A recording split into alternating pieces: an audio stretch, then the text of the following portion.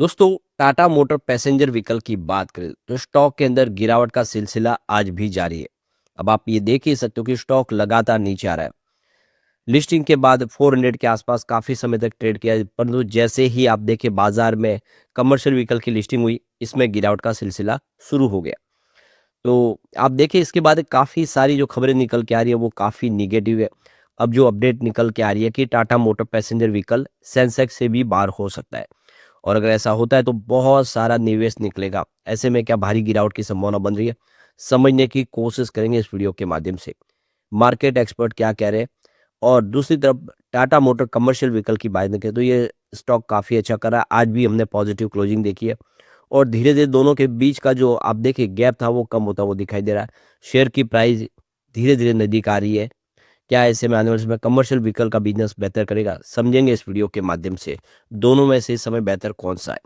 लेकिन फ्रेंड्स, उससे पहले अगर आप पहली बार हमारे चैनल पे आए तो चैनल को सब्सक्राइब कर दीजिए, एक बेल आइकॉन दबा दीजिए ताकि जब भी नया वीडियो बने पहला नोटिफिकेशन आपको मिले। वीडियो पसंद आए तो लाइक से जरूर कीजिए। चलो फ्रेंड्स, वीडियो स्टार्ट करते हैं। मैं हूँ आपका दोस्त एसपी दवे, और हमारे अपने चैनल ऑनलाइन कमाई में आपका बहुत बहुत स्वागत।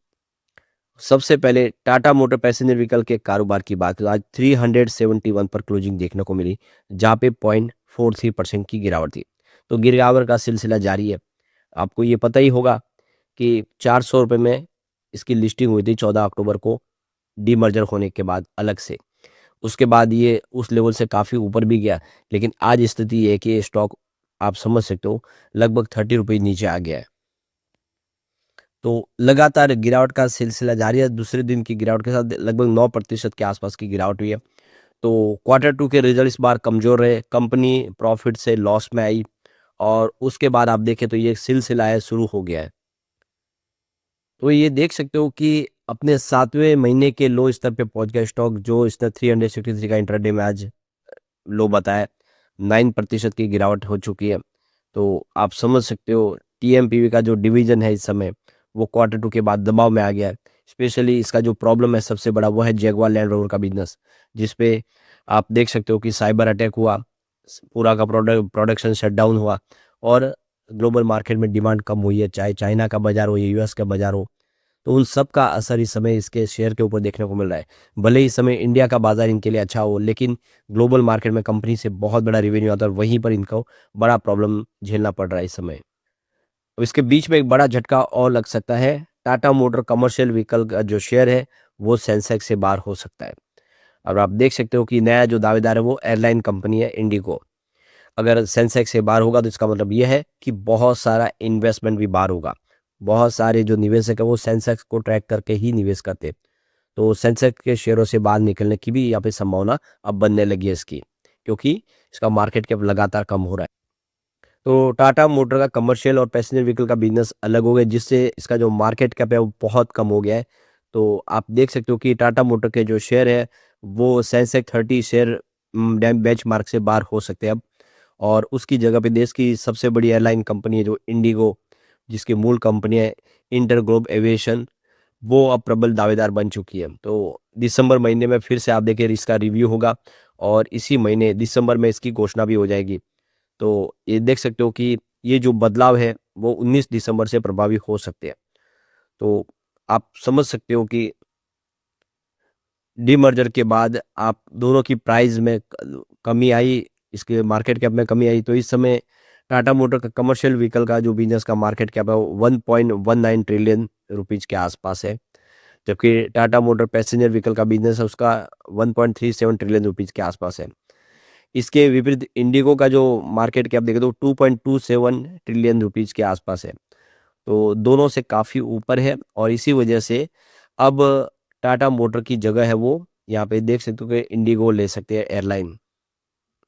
तो ये देख लो कि 1 जनवरी 1986 को सेंसेक्स की शुरुआत हुई थी, और तब से हमारे देश की अर्थव्यवस्था और शेयर बाजारों की दिशा को तय करने में इसने एक अहम भूमिका निभाई है। आरंभिक जो 30 जो शेयर है उनको केवल उसमें 3 थे पहले, जिसमें रिलायंस इंडस्ट्रीज, हिंदुस्तान यूनिलीवर और आईटीसी आज भी इंडेक्स का अहम हिस्सा है जो ऊपर टॉप में है। उसके बाद में Tata steel, Tata motor, Mahindra and Mahindra को बीच-बीच में हटाकर फिर शामिल किया गया। तो ये अपनी जगह छोड़ते हैं फिर आ जाते हैं। और मौजूदा घटकों में इन्फोसिस, एसबीआई सभी बहुत लंबे समय से सेंसेक्स के अंदर बने हुए 30 शेयरों के बीच में। तो ये देखो कि मार्केट एक्सपर्ट ब्रायन फ्रेट्स के अनुसार टाटा मोटर को इंडेक्स से हटाया जाता है तो करीब 2232 करोड़ की पैसिव आउटफ्लो हो सकती है, यानी 2232 करोड़ रुपए का आउटफ्लो हो सकता है। ये पैसा बाजार से निकल सकता है, इस शेयर से कम हो सकता है, यानी भारी गिरावट का डर।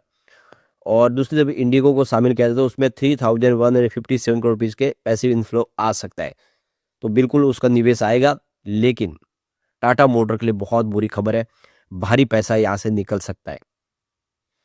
वैसे ऐसा भी हो सकता है कि यहाँ पे इंडेक्स में इंडिगो की जगह पे यहाँ पे ग्रासिम इंडस्ट्रीज को चुन लिया जाए। बजाज ग्रुप की ग्रासिम इंडस्ट्रीज है। सेंसेक्स में कमोडिटी सेक्टर का एक्सपोजर फिलहाल कम है।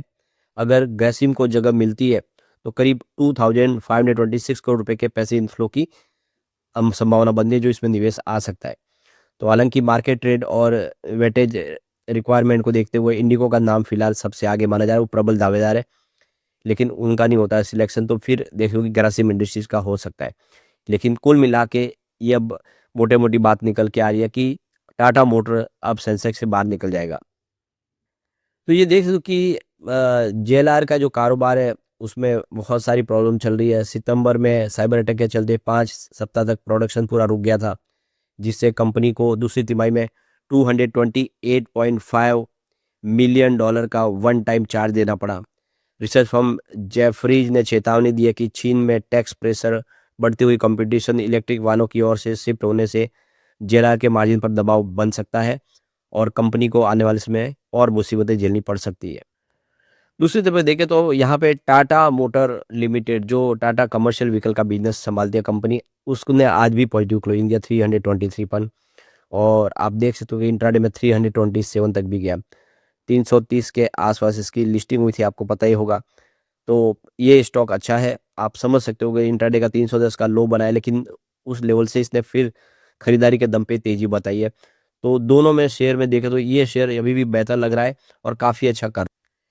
यहाँ पे जो बड़ी अपडेट निकल के आ रही है, टाटा मोटर कमर्शियल व्हीकल ने यहाँ पे एक्सचेंज को जानकारी दी है। उन्होंने अपनी जो ट्रांसक्रिप्ट है अर्निंग कॉल की, उसकी जानकारी शेयर कर दी है, वेबसाइट पे लगा दी, दोनों एक्सचेंज पे दे दी है, जिसमें आप भी कंपनी का जो रिजल्ट है उसकी ऑडियो वीडियो को, जो ऑडियो रिकॉर्डिंग वगैरह सुन सकते हैं।